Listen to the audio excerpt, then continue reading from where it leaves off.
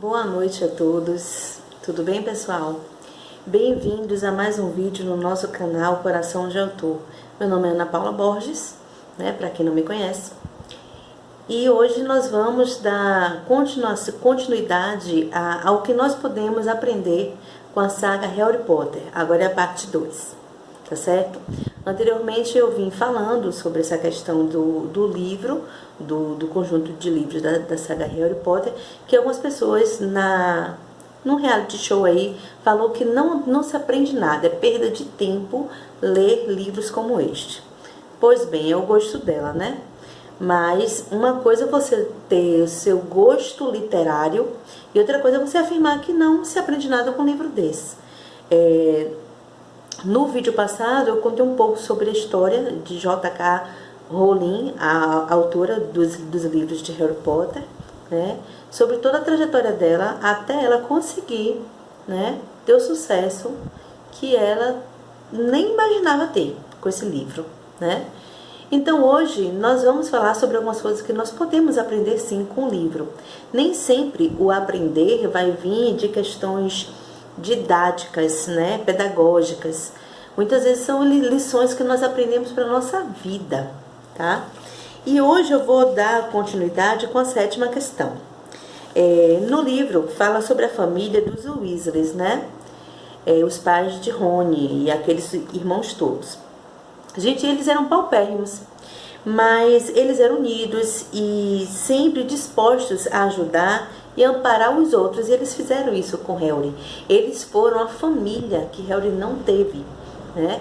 Mesmo ele morando com a tia, que era irmã da mãe dele, ele não foi tão amado quanto ele foi naquela família. Então muita gente às vezes é muito mais amparado pelos estranhos do que pela própria família, e nós bem sabemos que isso existe, né? Então nós aí aprendemos que não precisa às vezes ser do mesmo sangue para você se sentir em casa, amparado e amado, né? 8ª questão. A inteligência e a dedicação fez, né, com que Hermione ela fosse uma das melhores alunas que a escola já teve. Na história ela é uma sangue ruim, como eles às vezes falavam, ou seja, não tinha origem anterior bruxa, né? Não era descendente de bruxos, e ela tinha que estar, coitada, se reafirmando o tempo todo como uma excelente aluna para não ser ainda mais estigmatizada pelo fato de ter nascido trouxa, né? Então, quantas e quantas vezes isso ocorre com a gente tem que passar a vida toda provando que nós somos merecedores de uma determinada vitória ou de uma determinada conquista, outras situações, quando nós às vezes nascemos negros, quando nós nascemos pobres, quando às vezes em nossa família já teve algum caso de alguém que foi devedor, né, da lei. A gente sempre às vezes leva essa carga, esse peso e os rótulos para a nossa vida toda. E às vezes a gente tem que estar ali se posicionando o tempo todo para não dar espaço para que outras pessoas nos apontem, né? 9ª questão. Harry, ele acolhia, né, os colegas que na maioria das vezes eram ignorados por outros. Foi o caso de Neville e Luna, ambos, né, filhos de pais bruxos, mas Luna era pobre e órfã. Neville, de certa forma, a gente se tornou praticamente órfão, porque os pais dele nem lembravam que tinha um filho, devido àquela maldição que Bellatrix torturou eles, né? Eles ficaram loucos, né? Quem assiste o filme pensa que os pais dele estavam mortos, mas não, eles estavam internados em um hospital para doenças psiquiátricas sem cura, né? Então, assim, Harry, ele tinha isso. Por quê? Porque ele sentiu na pele dele o que era ser ignorado, o que era ser maltratado, o que era levar um rótulo como se ele não prestasse a vida toda. Ele nem entendia por que ele era tratado daquela forma, até ele se tornar, né, bruxo. Aí ele viu a importância que ele teve, direto e indiretamente, no mundo bruxo, e era altamente conhecido, e todo mundo rasgava elogios a ele por causa disso.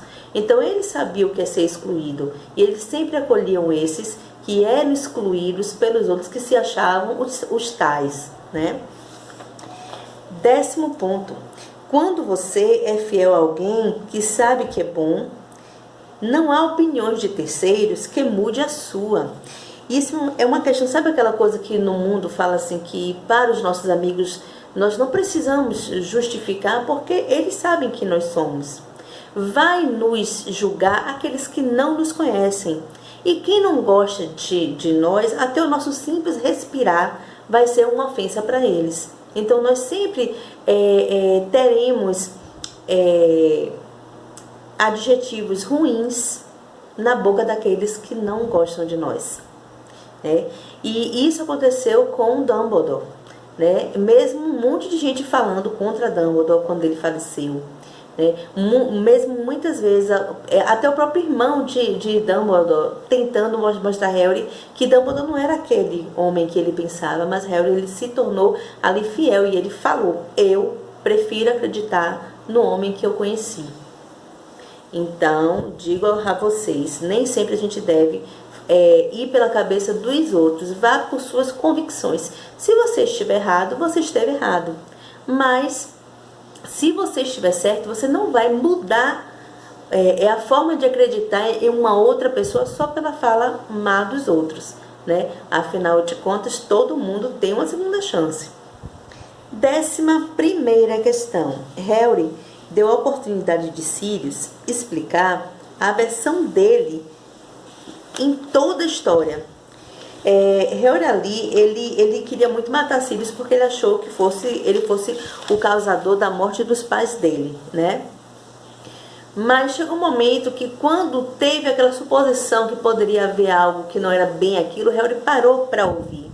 Quantas vezes nós julgamos as pessoas e não damos nem a chance delas se pronunciarem, delas se justificarem, ou delas até explicar a versão da história, né, delas. E quantas vezes isso já aconteceu conosco também. Então o mundo está cheio, né, cheio disso. E eu digo a vocês, história boa, história correta é aquela que você ouve os dois lados. E ele ali teve a maturidade, na época ele com 13 anos, para dar oportunidade de Sirius contar o que houve, né? E tanto que eles dois tinham uma amizade enorme. Sirius não era parente sanguíneo de Harry, mas era padrinho, e ele admirava aquele padrinho demais, tanto que quando Sirius morreu, ele deixou Harry como o único herdeiro dele. 12º ponto.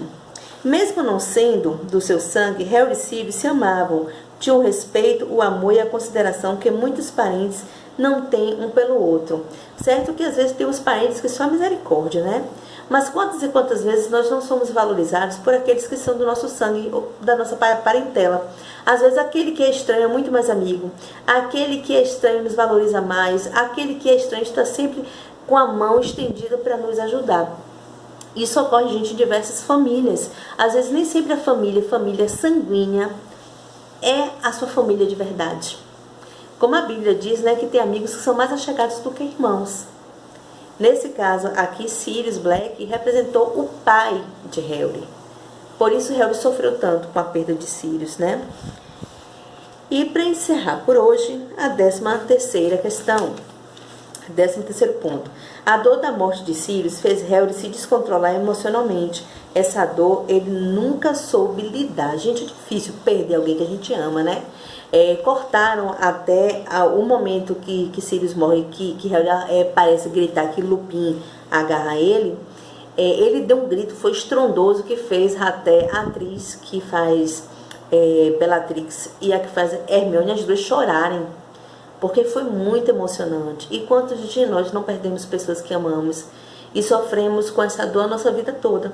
E às vezes tem aquelas pessoas que falam assim: ah, mas não era nem seu parente. Será que precisava ser nosso parente mesmo? Então por hoje é só. Eu peço a vocês que deixem o seu like. Não esqueçam, tá, de se inscrever aqui no canal para que o vídeo venha a ter maior visibilidade. E continue acompanhando os vídeos e podem compartilhar bastante. Tá certo? Um grande beijo e fiquem todos com Deus.